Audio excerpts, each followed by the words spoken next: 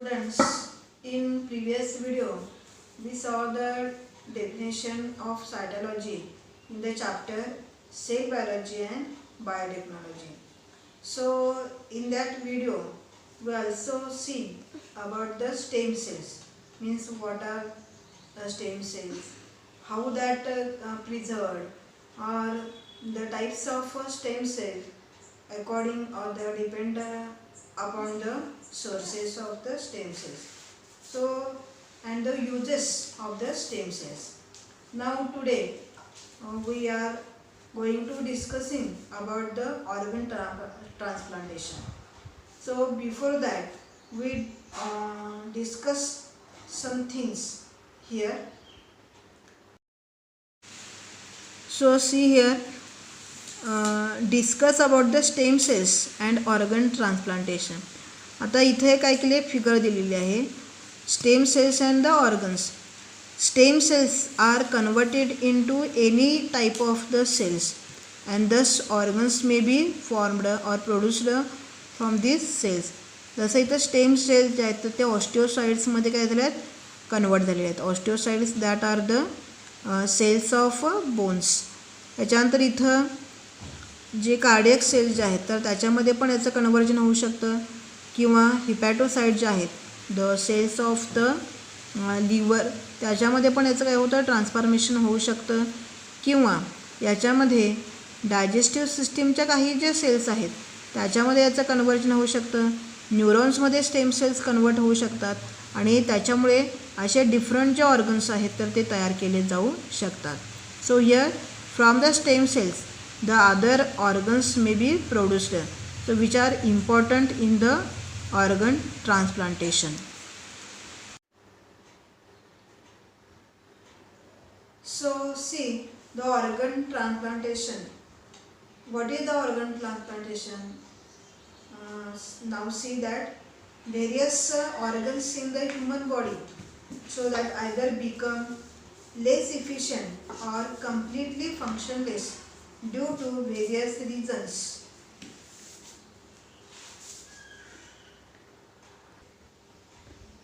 Organ transplantation. So now see what is organ transplantation. So various organs in the human body so that may be become less efficient or completely functionless due to the various reasons. आता काही वेळेस काय होतं बघा, human बॉडीमध्ये असणारे काही organs असे आहेत तर ते काही वेगळ्या कारणांमुळे काय होतात, अकार्यक्षम बनतात किंवा पूर्णपणे काय होतात, फंक्शनलेस, म्हणजे कार्य करणं काय होतात, थांबवतात. तर इथं कारणं कोणकोणती सांगता येतील आपल्याला बघा. The reasons are may be एजमुळं, किंवा काही ॲक्सिडेंट्स होतात, इन्फेक्शन्स होतात काही वेळेस, किंवा काही विशिष्ट प्रकारच्या डिसऑर्डर्स म्हणजे आजारांमुळे काय होतं, अशा प्रकारे काही ऑर्गन जे आहेत तर ते लेस इफिशियंट होतात, म्हणजे अकार्यक्षम बनतात, किंवा त्याची जी इफिशियन्सी आहे, कार्यक्षमता जी आहे तर ती कमी होते, किंवा काय होतं त्यांच्यामध्ये पूर्णपणे ते कार्य करण्याचं थांबवतात. So life of such persons become difficult or even fatality may occur under such condition. मग अशा वेळेस असे जे पर्सन्स असतात तर त्यांचं जे लाईफ आहे तर ते खूप डिफिकल्ट बनतं, आणि इव्हन काय होतं त्यांच्यामध्ये फॅटॅलिटी म्हणजे मृत्यू पण येण्याची काय होते, शक्यता असते अशा या कंडिशनमध्ये. So however if a person gets a necessary organ under such conditions it's life can be saved. मग अशा वेळेस या पर्सनला किंवा अशा व्यक्तींना काय झालं, त्या प्रकारचे जे याची गरज आहे असे ऑर्गन्स जर त्यांना मिळाले तर काही विशिष्ट प्रकारच्या त्या कंडिशनमध्ये, so the life can be saved. मग त्यांचं जीवन जे आहे तर ते काय होतं, सुरक्षित राहू शकतं. So availability of donor is an important requirement in organ transplantation. मात्र इथं काय आहे, खूप सगळ्यात महत्त्वाचं म्हणजे ऑर्गन ट्रान्सप्लांटेशनसाठी डोनर जो आहे तर तो अवेलेबल होणं हे काय खूप महत्त्वाचं आहे.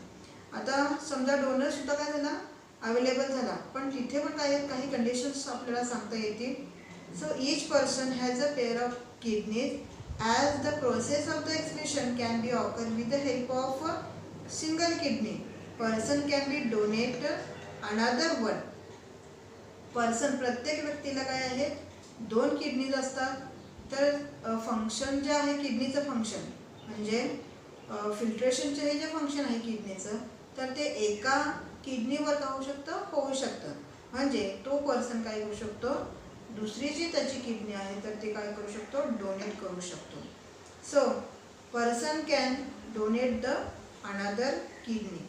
सिमिलरली तर तशाच प्रकारे skin from the certain parts of the body can also be donated. शिवाय याच्याशिवाय किडनीशिवाय आणखी काय डोनेट करू शकतो एखादा पर्सन, तर त्याची स्किन, आणि ते पण काही ठराविक विशिष्ट जागी असणारी जी स्किन आहे तर ती डोनेट करू शकतो.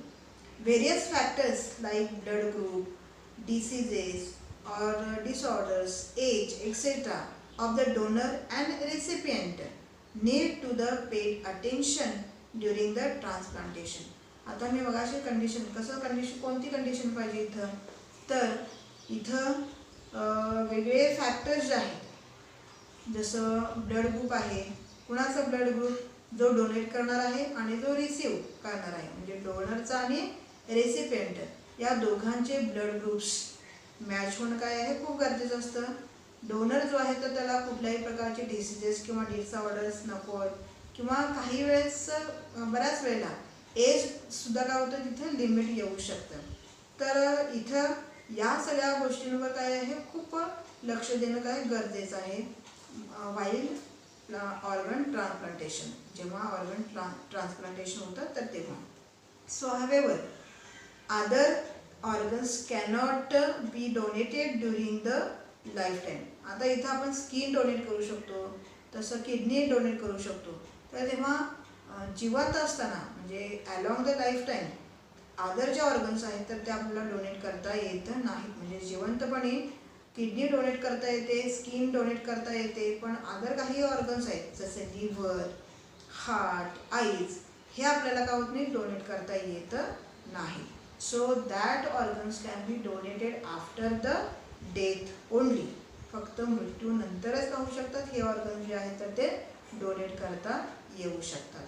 So however other organs cannot be donated on the during the life time. तर हे जे आहेत ऑर्गन्स हे जिवंत असताना आपल्याला काय होत नाही, आपण डोनेट करू शकत नाही. Now so this has been lead to the emergence of the concepts like the posthumous after the death donation of the body and organs.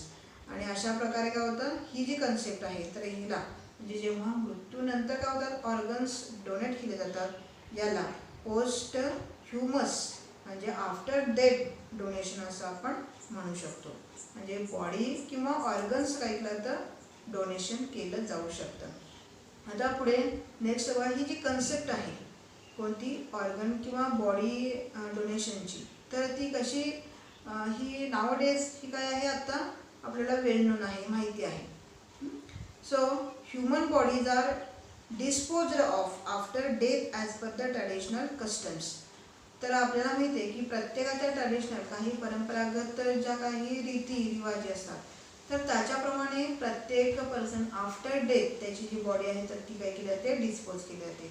Means सम काय करतात, त्याला बर्न करतात, जाळतात, किंवा काही सम पर्सन्स बरीड द बॉडीज, काही वेळेस काय होतं पुरतात बॉडीला वगैरे. मग त्या ट्रॅडिशननुसार काय होतं त्या बॉडीचा डिस्पोजल होतं after death. So however due to the progress in the science it has been realized that many organs remains functional for a certain period even after death occurs under the specific condition. तर जसं जसं सायन्सची progress होत गेली, जसं science काय झाला progress होत गेला, तसं हे रिअलाइज झालं, असं हे लक्षात आलं की काय होतात काही ऑर्गन जे आहेत तर काही विशिष्ट प्रकारच्या कंडिशनमध्ये काही ऑर्गन जे आहेत बॉडीमध्ये तर आफ्टर डेथ म्हणजे मृत्यूनंतर सुद्धा काही कालावधीसाठी ते काय होतात फंक्शनलच असतात, म्हणजे ते कार्यरत असतात. मग अशी ही गोष्ट लक्षात आल्यानंतर तर हे हळूहळू काय होतं हे लक्षात आलं. So concepts like the organ donation and body donation have emerged recently after the realization that such organs can be used to save the life of the needful person. आणि मग हे लक्षात आल्यानंतर म्हणजे मृत्यूनंतर सुद्धा काही कालावधीसाठी ऑर्गन्स जे आहेत किंवा बॉडीमधले काही सर्टन जे काही ऑर्गन्स पार्ट्स आहेत तर ते फंक्शनल राहतात. हे रिअलाइज झाल्यानंतर तर बॉडी डोनेशन किंवा ऑर्गन डोनेशनचा हा जो कन्सेप्ट आहे तर तो काय झाला इमर्ज झालेला आहे. आणि so that save the life of a needful person. जी खरंच गरजू व्यक्ती आहे तर तिचं जीवन जे आहे तर ते या बॉडी डोनेशन किंवा ऑर्गन डोनेशनमुळे काय होतं वाचवू शकतो आपण. So the liberal view behind the concept of the organ and the body donation is that after death our body should be useful to other needful person so that their miserable life would be become comfortable. तर याच्यानंतर आणखीन याच्यामध्ये आपण दुसऱ्या point of व्ह्यूने याच्याकडे बघू शकतो की हा जो कन्सेप्ट आहे ही जी संकल्पना आहे ऑर्गन किंवा बॉडी डोनेशनची तर ती तर एक तर काय आहे आफ्टर डेथ काय करायचं आपल्याला ही बॉडी किंवा ऑर्गन डोनेशन करायचं आहे. आणि मृत्यूनंतर सुद्धा काय करू शकतो आपण दुसऱ्यांच्या उपयोगी पडू शकतो. म्हणजे खरोखर ज्यांना काय आहे गरज आहे तर ज्यांचं जीवन अतिशय काय झालं खडतर बनलेलं आहे तर अशा एखाद्या पेशंटचं किंवा अशा एखाद्या व्यक्तीचं आपण काय करू शकतो जे जीवन आहे तर ते सुरळीत करू शकतो आपण त्याचा व्यवस्थित करू शकतो by the body donation or organ donation. So therefore the awareness about this concept is increasing in our country and people are voluntarily donating their body. आणि मग ही कन्सेप्ट जी आहे तर ती हळूहळू काय होते लोकांच्या लक्षात येते. त्याच्याबद्दलची जी जाणीव जागृती आहे तर ती पण काय होते आता वाढत आहे. आणि त्याच्यामुळं बऱ्याचशा अशा काही व्यक्ती आहेत की ज्या सहजपणे आपल्या ऐच्छिक काय करतात बॉडी डोनेशन किंवा ऑर्गन डोनेशन करण्यासाठी पुढे येत आहे. So life of many people can be saved by the organ and body donation. जेव्हा हे बॉडी डोनेशन किंवा ऑर्गन डोनेशन होतं तर बऱ्याच वेळेला काय होतं खूप वेगळ्या लोकांचे जीवन जे आहे तर ते वाचवू शकतो आपण याच्यामुळे. फॉर एक्झाम्पल बघा जर एखादी बॉडी डोनेट केली आणि त्याच्यामध्ये डिफरंट पार्ट जर असतील काय असतील युजफुल असतील तर अशा वेळेस किती लोकांना त्याचा फायदा होऊ शकतो पहा. Blinds can regain the vision. एखाद्या अंध व्यक्तीला काय होतं त्याची दृष्टी परत मिळू शकते. Life of many people can be rented comfortable by the donation of the organs like liver, kidneys, heart walls, skin etc. तर याच्यामध्ये बॉडीमध्ये असणारे डिफरंट जे ऑर्गन्स आहेत किंवा कितीतरी वेगळ्या प्रकारच्या लोकांचं जे लाईफ आहे तर ते काय होतं कम्फर्टेबल आपण करू शकतो by the donation of the body parts. कुठले कुठले बॉडी पार्ट्स आहेत तर लिव्हर त्याच्यानंतर किडनीज हार्ट आहे किंवा हार्टमध्ये असणारे वॉल्स जे आहेत तर ते स्किन हे डोनेट केल्यामुळं काय होतं आहे बऱ्याचशा वेगळ्या व्यक्तींचे पर्सन्सचे काय होतात जे लाईफ आहे तर ते काय होऊ शकतो आपण सहजपणे सुरळीत करू शकतो. So similarly body can be made available for the research in the medical studies. जे काय रिसर्च करणारे मेडिकल फील्डमध्ये असणारे जे काही स्टुडंट्स आहेत तर त्यांच्या फर्दर स्टडीजसाठी सुद्धा ही बॉडी जी आहे तर ती युजफुल ठरू शकते. So many governmental and social organisations are working towards the increasing awareness about the body donation. आणि याच्यासाठीच कितीतरी वेगळ्या प्रकारचे काही असे ऑर्गनायझेशन्स आहेत जे गव्हर्मेंटचे पण किंवा काही जे सोशल ऑर्गनायझेशन आहेत म्हणजे काही सामाजिक संस्था पण किंवा ह्या शासकीय असतील किंवा काही सामाजिक असतील तर याच्यामध्ये या बॉडी डोनेशनच्या बद्दल काय होतं आहे त्यांचं कार्य काय आहे अविरतपणे चालू आहे. Always remember one thing that organ donation and transplantation is under control of transplantation human organ act 1994 and subsequent amendments of 2009, 2011, 2014 so that overall process would be transparent and any person would not be cheated. तर इथं हे नेहमी लक्षात ठेवा की जेव्हा body donation किंवा transplantation होत असतं तर हे सगळं जे आहे तर त्याच्यासाठी एक ॲक्ट म्हणजे एक कायदा आहे, त्याच्या अंडर ह्या सगळ्या गोष्टी होत असतात. तर त्या ॲक्टचं नाव आहे ट्रान्सप्लांटेशन ह्युमन ऑर्गन ॲक्ट, हा 1994. आणि त्याच्यानंतर त्याच्यामध्ये काही अशा कलम किंवा त्याच्यामध्ये काही बदल पण केलेले आहेत 2009 साली, 2011 किंवा 2014 साली. तर याच्यामुळं पूर्ण जी ओव्हरऑल प्रोसेस जी आहे तर ही काय होते ट्रान्सपरंट झालेली आहे.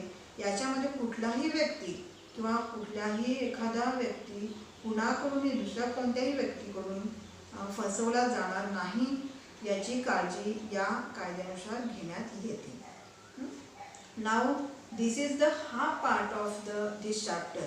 So that is the cell biology. We have studied up to the cell biology. Now the half part of this chapter, that is the biotechnology. So before we start the biotechnology, this concept, so we recall a little which is we studied in previous standard. So first question is here what is a biotechnology? So see here we studied the biotechnology. So introduction of the biotechnology in previous class in 9th standard.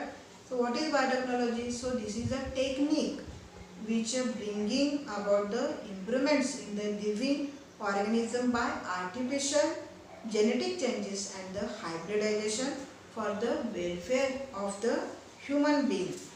तर biotechnology काय आहे, एक genetically changes किंवा hybridisation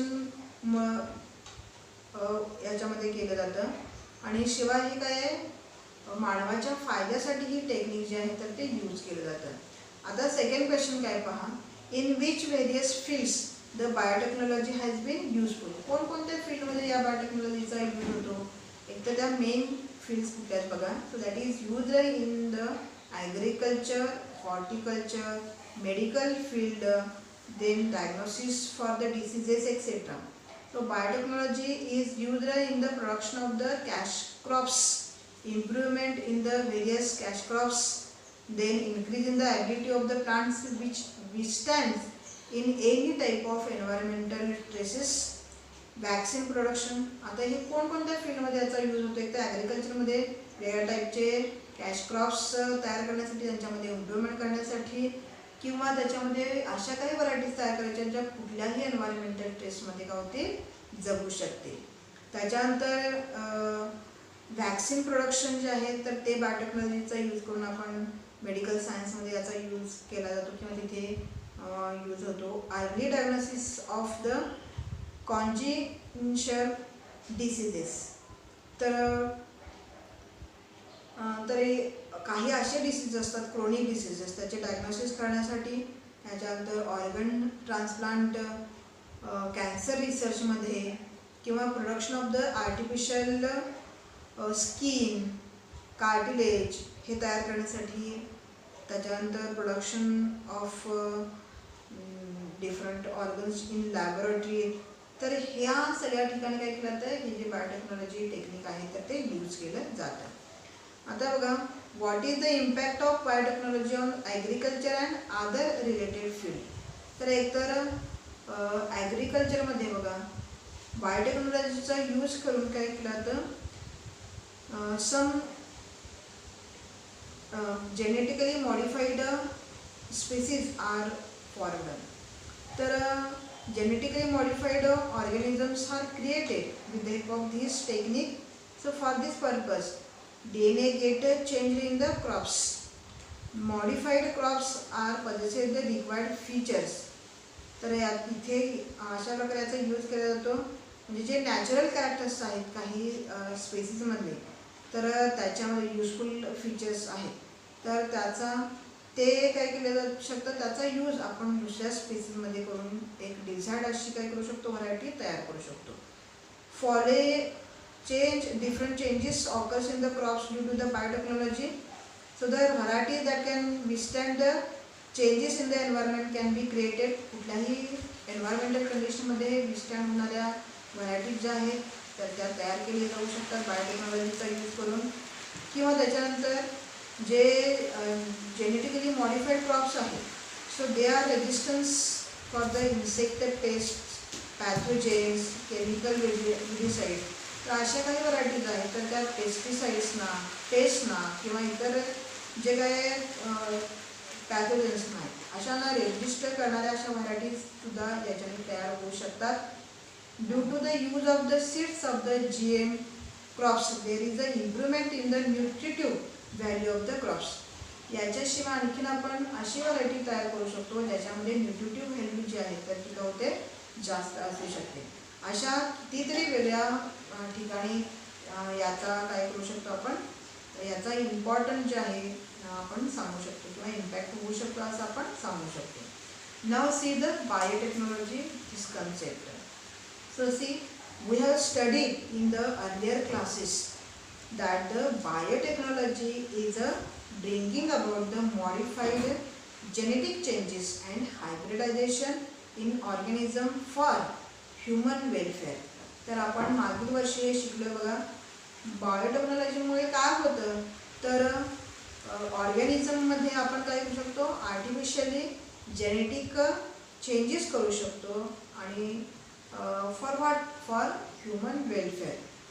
तर various branches of the science ज्या आहेत, वेगळ्या branches आपल्याला सायन्सला सांगता येतील, जसं सायटॉलॉजी आहे, सायटॉलॉजी म्हणजे cell biology, biochemistry which is related to the biology and chemistry, then molecular biology, then genetic engineering, and these are included in the biotechnology.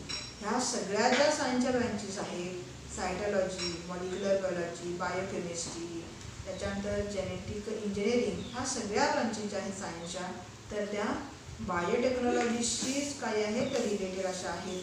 So there is a considerable progress made in the field of the agriculture and pharmacy due to the biotechnology.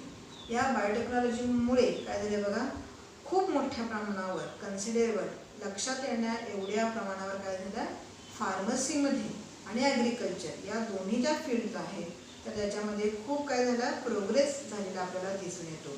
So that is due to biotechnology. New experiments are bringing the performed for the improving the agriculture yield.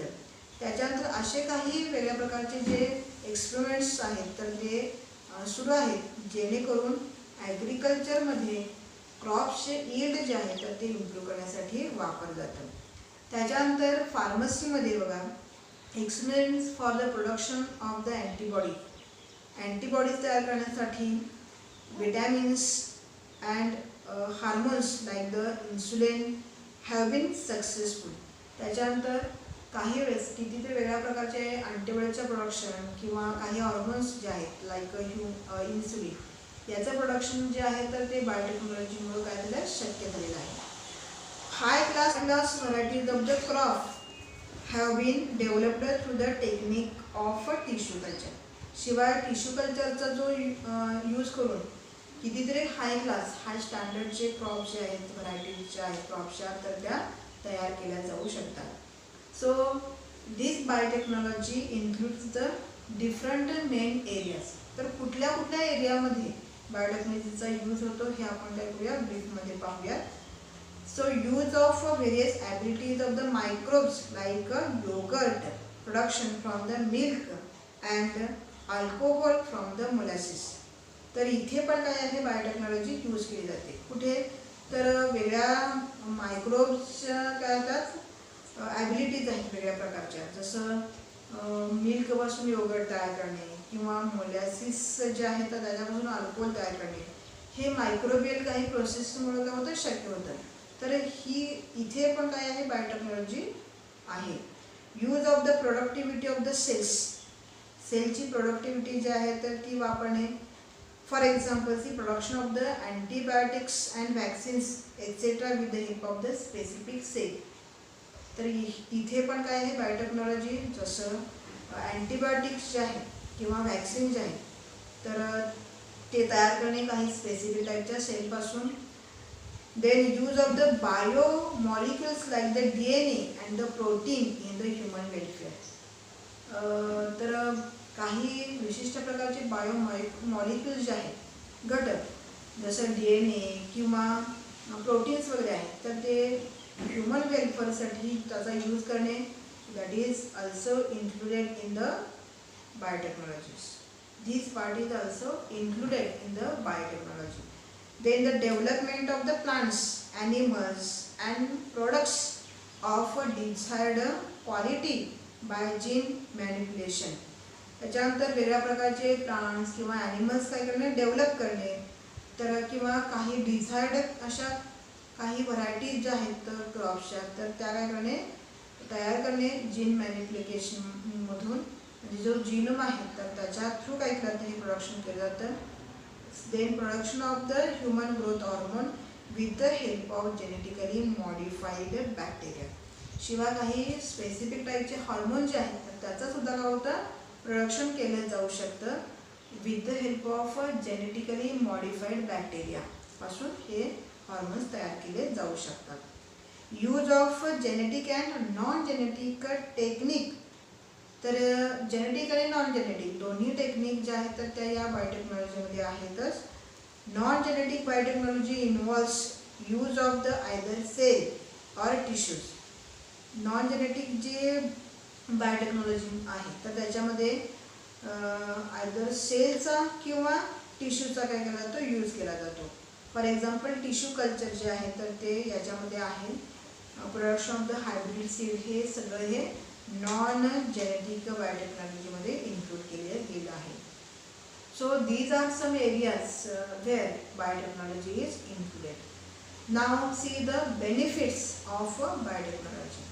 आता आपण बघूया benefits कुठले कुठले आहेत ते पाहूयात आपण.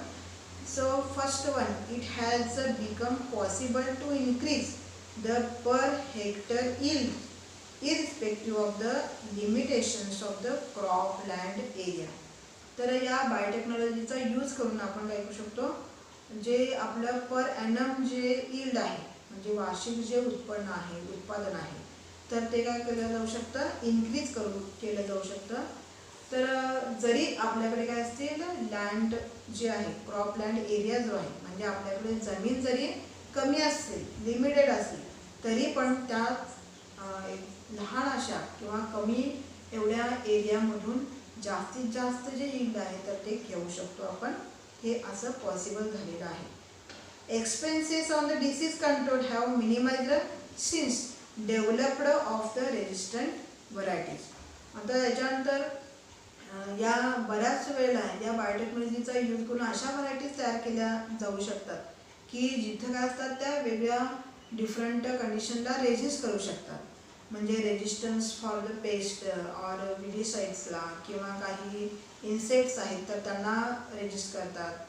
तर अशा वेळेस अशा या व्हरायटीचा यूज केल्यामुळे जे पेस्ट कंट्रोल करण्यासाठी किंवा इन्सेक्ट कंट्रोल करण्यासाठी वीड्स कंट्रोल करण्यासाठी जे काय यूज केलं जाऊ शकतं तर त्याच्यावर काय झाला कंट्रोल आलेला आहे. म्हणजे त्याच्यासाठी जे खर्च जो होता तर तो काय झाला आता कमी केला जाऊ शकतो या बायोटेक्नॉलॉजीच्या यूजमुळे किंवा या बायोटेक्नॉलॉजीच्या यूजमुळे वेगळ्या ज्या व्हरायटीज तयार केलेल्या आहेत तर त्याच्यामुळे हा जो खर्च आहे तर तो कमी केला जाऊ शकतो. Due to the development of the fast fruit setting varieties yield per annum has been increase. शिवाय अशा काही व्हरायटीज काय झाल्या तयार केलेल्या आहेत ज्याच्यामुळे त्या तयार होण्यासाठी लागणारा जो कालावधी आहे तर तो कमी केला जाऊ शकतो. म्हणजे पर इयर काय होऊ शकतं आपलं जे ॲनम इन्कम आहे किंवा जे काही यील्ड आहे तर ते काय होतं वाढतं. तर हे कशामुळे शक्य झालेलं आहे तर ते डेव्हलपमेंट ऑफ द फूड जे आहेत फास्ट फ्रूट सेटिंग होतं. म्हणजे फळं तयार होण्याची जी प्रक्रिया आहे तर ती काय होते लवकरात लवकर पूर्ण होते.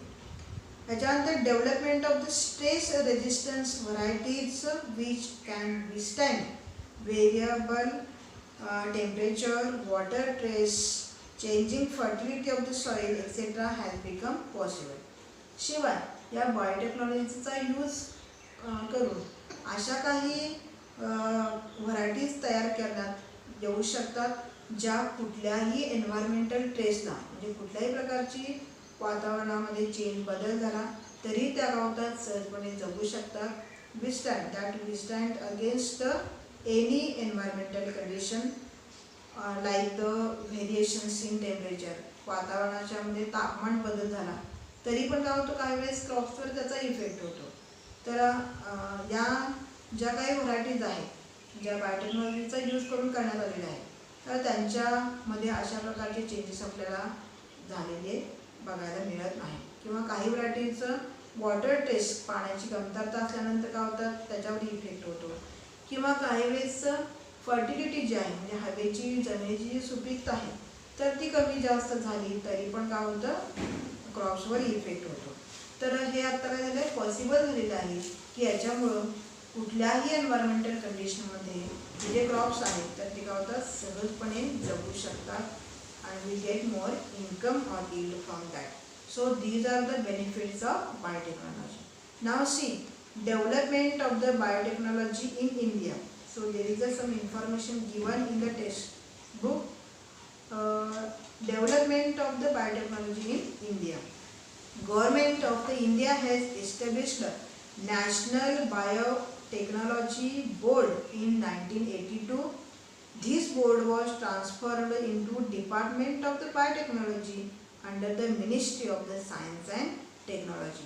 तर आपल्या भारतामध्ये नॅशनल बायोटेक्नॉलॉजी बोर्ड जो आहे तो 1982 मध्ये काय झाला त्याची स्थापना झालेली आहे आणि आफ्टरवर्ड्स त्याचं ट्रान्सफॉर्मेशन जे आहे तर ते बायोटेक्नॉलॉजी डिपार्टमेंट झालेलं आहे आणि हे सर्व शासनाकडून चालवण्यात म्हणजे काय सायन्स आणि टेक्नॉलॉजी ही जी डिपार्टमेंट आहे तर त्याच्या अंडर याचं वर्किंग केलं जातं. Various institutes in India are working under the control of the national under of this department of biotechnology. तर याच्यामध्ये वेगळ्या ज्या इन्स्टिट्यूट्स आहेत आपल्या भारतामधल्या तर या सगळ्या त्या विभागामध्येच काय करतात विभागाच्या अंडर काय करतात त्यांचं कार्य करत असतात. So that includes includes the National Institute of Immunology. याच्यामध्ये कोणकोणत्या इन्स्टिट्यूट इन्क्लूड आहेत बघा. त्याच्यामध्ये पहिली आपल्याला सांगता येईल नॅशनल इन्स्टिट्यूट ऑफ इम्युनॉलॉजी, त्याच्यानंतर National Brain Research Centre, Central Institute of the Medical and Aromatic Plants and these are the different institutes which working under the Department of Biotechnology. There are facilities of the higher education and research in these institute from whether thousands of the students have pursued the PhD degrees and contributing to the progress of the country in the field of the biotechnology. तर या अशा ह्या सगळ्या इन्स्टिट्यूटमध्ये वेगळ्या ज्या facilities आहेत त्या पुरवल्या जातात हायर एज्युकेशनसाठी आणि रिसर्च करण्यासाठी सुद्धा. आणि अशा या इन्स्टिट्यूटमध्ये कितीतरी हजारो विद्यार्थी काय करतात आपलं शिक्षण पूर्ण करतात. त्याच्यानंतर ते स्वतःची PhD मिळवतात, त्याच्यावर रिसर्च करतात आणि ते आपल्या जी देशाची जी प्रगती आहे तर तिच्यासाठी प्रोग्रेस इन बायोटेक्नॉलॉजी त्यांचं कॉन्ट्रीब्युशन आपल्याला सांगता येईल. तर इथे याच्यानंतरचा जो कमर्शियल ॲप्लिकेशन टेक्नॉलॉजीचा जो पार्ट आहे तर तो आपण नेक्स्ट व्हिडिओमध्ये पाहू.